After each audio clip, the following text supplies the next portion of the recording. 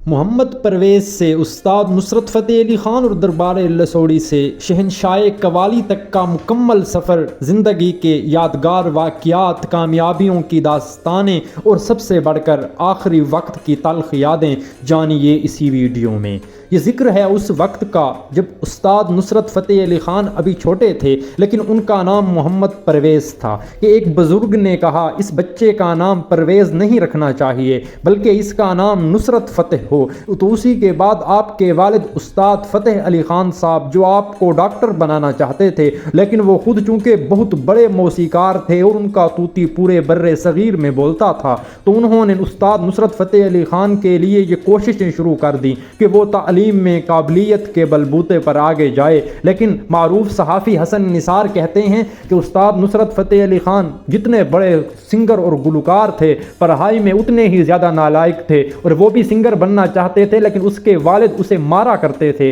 کہ آپ سنگر نہیں بن سکتے۔ تو حسن نثار کے والد نے ان سے کہا آپ اتنے بڑے گائک ہیں، آپ کا خاندان بھی گائک ہے، کیوں نصرت فتح علی خان کو گائک نہیں بنانا چاہتے؟ تو انہوں نے روتے ہوئے کہا کہ جس بندے کو اللہ نے آواز صحیح نہیں دی، میں کیسے اس کو گائک بنا سکتا ہوں؟ یعنی کہ انہوں نے کہا کہ جو بچپن سے بے سرا ہے کیسے سر میں آئے گا، اور وہ اس بات کو کرنے کے بعد بے ساختہ روتے بھی رہے۔ لیکن پھر قسمت نے دیکھا کہ وہ نصرت فتح علی خان، جس کو اس کے والد استاد فتح علی خان بھی بے سرا کہا کرتے تھے، پھر کیسے موسیقی کے میدان میں سب سے بڑا سنگر بنا۔ 1948 کو فیصل آباد میں پیدا ہوئے اور اپنے بچپن ہی سے ارد گرد موسیقی کا ماحول دیکھا، کیونکہ آپ کے والد بہت بڑے سنگر ہونے کے ساتھ ساتھ معروف کلاسیکل گائک تھے، اور آپ جب والد کو منانے کے بعد موسیقی میں آئے تو آپ نے ایک صوفیانہ رنگ کی قوالی گائی، لیکن اس سے پہلے آپ دربار پر مختلف نعتیں اور عارفانہ کلام پڑھا کرتے تھے، جس کی وجہ سے آپ کی ایک پہچان بن چکی تھی۔ لیکن آپ کے والد اس کے باوجود بھی آپ کو موسیقی میں آنے سے روکتے تھے، اور جب آپ پھر موسیقی کی طرف آئے اور آپ نے قوالی کو مختلف کرداروں سے مزین کر کے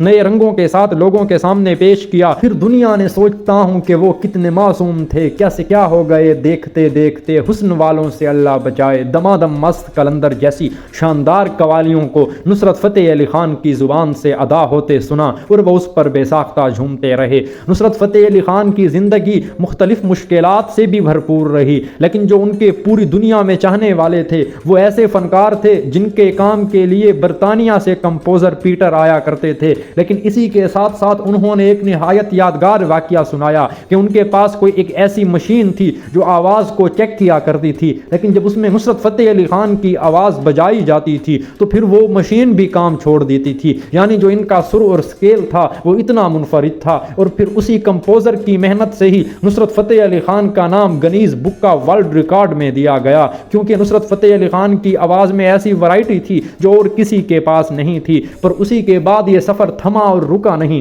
بالی ووڈ اور ہالی ووڈ کے لیے مختلف کلام پڑھنے کے بعد آپ کو انڈیا میں ایسا نام ملا کہ آج تک بھی آپ کی وہ پوجا کرنے کی حد تک محبت کرتے ہیں، اور جہاں پر بھی نصرت فتح علی خان کا نام آتا ہے انڈیا کے موسیقی کا ذوق رکھنے والے لوگ اپنے پاؤں کو چھو لیتے ہیں۔ لیکن اسی کے ساتھ ساتھ ویور میں آپ کو بتاتا چلوں، استاد نصرت فتح علی خان کی زندگی جتنی خوشگوار تھی اور جتنے بڑے نام ان کے چاہنے والے تھے، لیکن ان کا آخری وقت اس سے بھی کہیں زیادہ تلخ گزرا۔ آپ کے آخری وقت کی بات ہے، نصرت فتح علی خان جو موٹاپے کی وجہ سے بھی مختلف مسائل کا شکار تھے، لال قلندر کے مزار پر آپ کو آخری مرتبہ کلام پیش کرنے کے لیے لے جایا گیا، کیونکہ آپ کی خواہش تھی کہ آپ انگلینڈ میں جب علاج کے لیے جا رہے ہیں تو اسی سے پہلے آپ لال قلندر کے مزار پر حاضری دے آئیں اور صوفیانہ و عارفانہ کلام پڑھ کر وہاں لوگوں کے دلوں کو محظوظ کرنے کے ساتھ ساتھ اپنی حاضری بھی پیش کر آئیں۔ تو نصرت فتح علی خان نے جب وہاں پر پیش کرنے کے لیے گئے تو بیماری کی وجہ سے سٹیج پر جانے سے پہلے ہی دھڑام سے زمین پر گر گئے،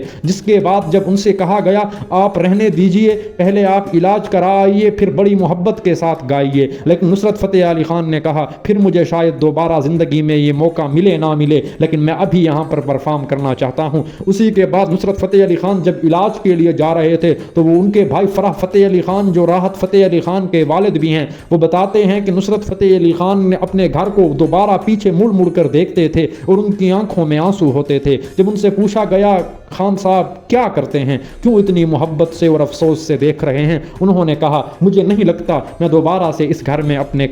पाँव मुबारक ला सकूँगा। लेकिन इसी के साथ साथ जब उनको हौसला देते हुए इलाज के लिए ले जाया गया तो वहाँ पर आपका इलाज अभी शुरू हुआ ही था कि एक दिन बाद आप बिल्कुल इस जहान ख़राब से कूच कर गए। और ये इस आर्ज़ी दुनिया से चले जाने के बावजूद भी वो अपने चाहने वालों के दिलों में हमेशा के लिए ज़िंदा हैं। लेकिन उन्हीं के साथ आखिरी दिनों में क़याम करने वाले उनके एक दोस्त बताते हैं कि उस्ताद नुसरत फ़तेह अली ख़ान जब इस दुनिया से जाने का वक्त हुआ तो उसी से पहले उन्होंने मुख्तलिफ़ बीमारियों की वजह से जो तकालीफ देखी उन्हें अल्फाज के कटहरे में नहीं लाया जा सकता। लेकिन इसी के साथ साथ उन्होंने कहा गवर्नमेंट ऑफ पाकिस्तान का ये फ़र्ज़ बनता था कि वो इस बड़े फ़नकार की मुआवनत करती, लेकिन चूँकि अल्लाह ने उसे इतना दिया हुआ था कि उसे किसी और की ज़रूरत भी नहीं थी। और फिर उन्हीं के बाद उनके जानशीन उस्ताद राहत फ़तेह अली ख़ान ने भी कमाल मोहब्बतों का मुज़ाहरा करते हुए नुसरत फ़तेह अली ख़ान जहाँ पर दफन है वहाँ पर एक मज़ार बनवाया, जहाँ पर आपके चाहने वाले और अकीदतमंद जाते हैं, दुआ करते हैं और आपकी मग़फ़िरत की दुआ करने के साथ साथ आपको खराज तहसीन भी पेश करते हैं। लेकिन इसी के साथ साथ वो ये भी तवक्को रखते हैं कि जिस तरीके से आपने कहा था